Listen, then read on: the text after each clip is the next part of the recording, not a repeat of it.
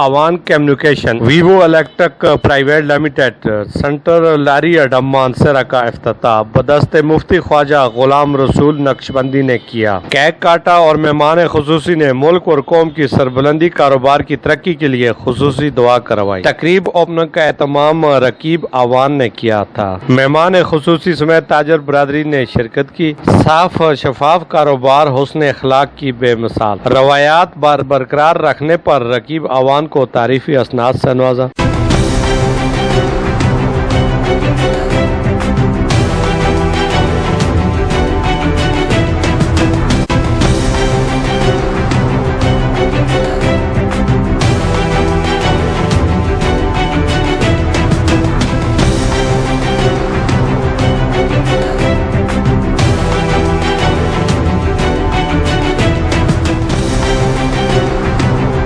Cameraman Gulnawaz के साथ मीर अफजल गुलजार, DMM news, मानसरा।